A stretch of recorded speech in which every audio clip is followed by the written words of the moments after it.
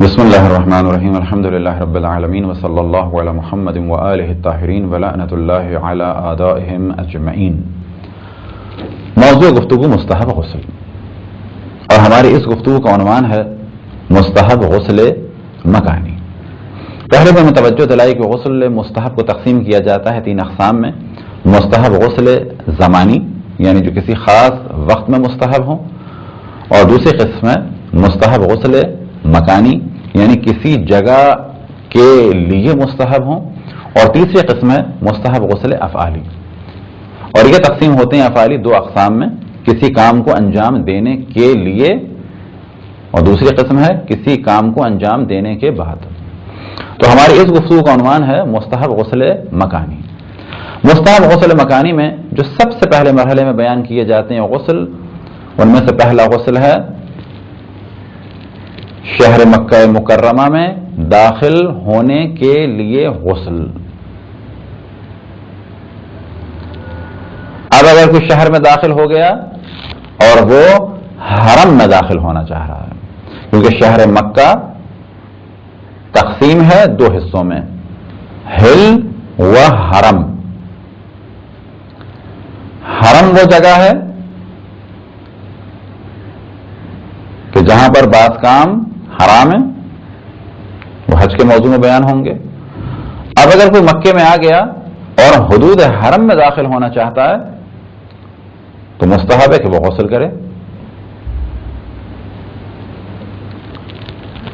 اب فرض یہ کریں کہ ہم مکہ آ گئے، شہر مکہ میں داخل ہونے والے تھے، ہم نے پہلے غسل کر لیا، شہر مکہ میں داخل ہو گئے غسل کر کے، اور اگر غسل کر کے داخل نہیں ہوئے مکہ پہنچ گئے تو پھر غسل کر لیا، کیونکہ اب ہم شہر مکہ میں ہیں۔ اب ہم ارادہ کر رہے ہیں کہ ہم حرم جا رہے ہیں، تو پھر غسل کر لیں۔ اب اگر حرم میں ہیں اور آپ نے ارادہ کیا مسجد الحرام میں داخل ہونے کا، تو مستحب ہے کہ مسجد الحرام کا غسل۔ مسجد الحرام میں آپ ہیں اور اللہ سبحانہ و تعالیٰ نے توفیق عطا فرمائی کہ آپ خانہ کعبہ میں داخل ہوں، ایک غسل مستحب ہے خانہ کعبہ میں داخل ہونے سے پہلے کا۔ تو یہ تو ہم نے تدریجاً 4 غسل بیان کر دیے، لیکن یہ چاروں غسل 4 نیت سے انجام دیے جا سکتے ہیں ایک ہی غسل کے ذریعے سے۔ فرض کریں کہ آپ کا ارادہ ہے کہ میں شہر مکہ میں بھی جا رہا ہوں، اس کے بعد حرم میں بھی جاؤں گا، اس کے بعد مسجد الحرام بھی جاؤں گا، اور پھر خانہ کعبہ میں بھی جاؤں گا، تو آپ پہلے سے ان 4 کاموں کے لیے ایک غسل انجام دے دیں، لیکن نیت ان 4 کی ہو، تو یہ بھی صحیح ہے۔ لیکن آپ پہلے حرم آئے ہیں، پہلے آپ مکے آئے ہیں، یہاں رکے، اب آپ کا ارادہ ہے حرم جانے کا، تو ایک غسل آپ نے مکے میں داخل ہونے سے پہلے کیا، اور اگر وہ نہ کر سکے تو داخل ہونے کے بعد کر لیا۔ اب کیونکہ حرم جا رہے ہیں تو ایک غسل آپ نے حرم کا کر لیا۔ پھر آپ مسجد جانا چاہ رہے ہیں، مسجد الحرام، اور وہاں پر بہت سارے باتھ روم بنے، ایک غسل آپ مسجد الحرام میں داخل ہونے کا کر لیں۔ اب کیونکہ عام طور پہ خانہ کعبہ میں داخل ہونے کا چانس نہیں مل پاتا، لیکن فرض کریں کہ آپ جا رہے ہیں تو ایک غسل آپ خانہ کعبہ میں داخل ہونے کا بھی کر لیں۔ دوسرے مرحلے میں مستحب غسل مکانی کا ذکر کیا جاتا ہے مدینہ المنورہ میں داخل ہونے کا غسل، اور اگر وہ غسل نہیں کیا وہ داخل ہونے کے بعد کر لیں۔ اسی طرح سے مسجد الحرام میں داخل ہونے کا غسل۔ دوسرے مرحلے میں جس غسل کا ذکر کیا جاتا ہے وہ ہے مدینہ المنورہ میں داخل ہونے سے پہلے غسل کیا جائے، اور اگر یہ غسل کوئی انجام نہ دے سکا تو مدینہ المنورہ میں داخل ہونے کے بعد غسل کو انجام دے دے۔ اب اگر کسی نے یہ غسل کر لیا یا نہیں کیا، اب اس نے ارادہ کیا ہے مسجد النبوی جانے کا، تو مستحب ہے پہلے غسل کرے۔ اب مسجد النبوی تو ایک بڑا علاقہ ہے، اور اسی طریقے سے کہا جاتا ہے کوئی حرم میں جانے کا ارادہ کرے تو مستحب ہے کہ وہ غسل کرے، مسجد النبوی میں جانے کا ارادہ کرے تو مستحب ہے غسل کرے۔ اب مسجد النبوی کافی بڑا علاقہ ہے، فرض کریں آپ نے ارادہ کیا ہے بقی کے آس پاس اس وقت میں جا رہا ہوں، مستحب ہے کہ غسل کریں۔ یا یہ کہ بعد میں آپ نے ارادہ کیا میں مسجد میں بھی جا رہا ہوں لیکن مسجد کے پچھلے حصے میں، مستحب ہے کہ غسل کریں۔ اسی طریقے سے مستحب ہے کہ اگر کوئی قبر رسول اللہ صلی اللہ علیہ وآلہ وسلم کی زیارت کے لیے جا رہا ہے تو مزید غسل کرے۔ لیکن اگر کسی کا ارادہ ہے کہ میں کل اتنے بجے سے اتنے بجے تک مدینہ المنورہ میں داخل ہوں گا، حرم بھی جاؤں گا، مسجد نبوی بھی جاؤں گا اور قبر مطہر رسول اللہ صلی اللہ علیہ وآلہ وسلم کی زیارت کروں گا، تو یہ چاروں غسل انجام دے سکتا ہے ایک غسل کے ذریعے سے۔ اگلے مرحلے میں ذکر ہو باقی جتنے بھی معصومین علیہ السلام کی زیارت کا ارادہ کریں، یعنی فزیکلی آپ اس جگہ پہ جا رہے ہوں تو مستحب ہے کہ غسل کر لیں، کیونکہ زیارت دو عنوان سے ہے۔ ایک زیارت یہ کہ ہم جا رہے ہیں ان کی قبر مطہر کے پاس تو غسل مستحب ہے، اسے کہا جائے گا غسل مستحب مکانی، کیونکہ ہم جا رہے ہیں جگہ پر۔ اور ایک غسل زیارت ہے کہ جب ہم دور سے زیارت پڑھنا چاہیں، اس غسل کا ذکر ہوگا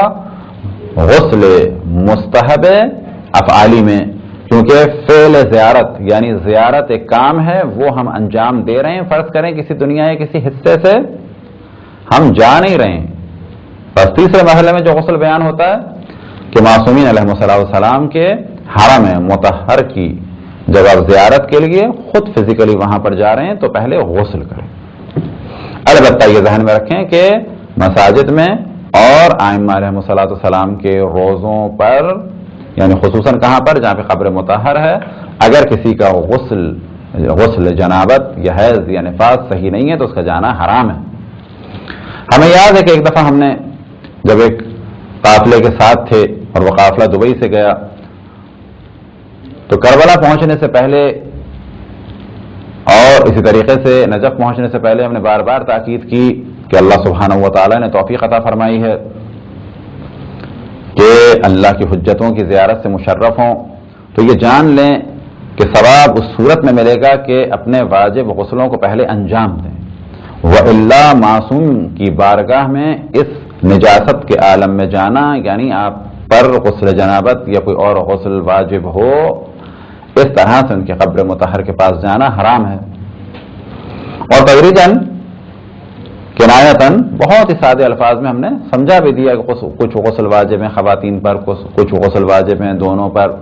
بعد میں جو دیندار خواتین اور حضرات تھے انہوں نے ہم سے پوچھا بھی آگے کہ آپ نے بڑا اچھا کیا، ہمیں بتا دیں، تو ہم نے بتایا۔ لیکن ایک فیملی کے جو بعض غلط قسم کے افراد کی بیان کی بھی غلط باتوں کے انفلوئنس میں تھی، البتہ تھے وہ بھی اچھے، لیکن ظاہر نظریات ہمارے بعض جاہل قسم کے لوگ، ملنگ قسم کے لوگ خراب کر رہے ہیں، تو انہوں نے ہم سے بعد میں دبئی میں ایک دفعہ ایک اعتراض کیا اور کہا کہ آپ نے تو بڑی عجیب باتیں کی تھیں کربلا جاتے ہوئے۔ ہم نے کہا کہ کیا؟ تو کہا کہ آپ وہاں پر اس موضوع کو لے کے بیٹھ گئے تھے کہ امام کی زیارت سے پہلے جو ہے غسل کرنا واجب ہے، تو کیا آپ نے وہ باتیں کی تھیں؟ کربلا وہ جگہ تھوڑی ہے جہاں غسل کی بات ہو۔ تو میں نے کہا ان سے کہ ہم آپ کو امام کا احترام بتا رہے ہیں اور آپ یہ کہہ رہے ہیں کہ یہ باتیں غلط تھیں۔ تو دلیل کے طور پہ انہوں نے کہا کہ کیا آپ کو معلوم نہیں ہے کہ ان کے لیے آیت تطہیر نازل ہوئی؟ تو ہم نے کہا کہ ہمیں معلوم ہے کہ ان کے لیے آیت تطہیر نازل ہوئی، لیکن آپ کی کیا مراد ہے؟ کہنے لگے کہ جو بھی ان کے پاس جائے گا پاک ہو جائے گا۔ تو ہم نے ہنس کے ان سے کہا کہ اگر آپ کا یہ نظریہ ہے تو جو بھی اب تک گیا امام حسین کے پاس حتیٰ صدام وہ پاک ہو گیا، اور جو بھی رسول اللہ صلی اللہ علیہ وآلہ وسلم کے پاس گیا یا پاس دفن ہوا وہ پاک ہو گیا، اب ان کا منہ کھلا رہ گیا۔ تو یاد رکھیں کہ یہ جو جہالت کے نظریات پھیل رہے ہیں بعض ملنگوں کے ذریعے، چرسیوں کے ذریعے، گویوں کے ذریعے، میراثیوں کے ذریعے، یہ شیعت کی کمر کو توڑ دیں گے۔ مومن سے گزارش ہے کہ مذہب حق اہل بیت کو سمجھیں، ان جہلا کے ذریعے سے نہیں بلکہ علماء کے ذریعے سے،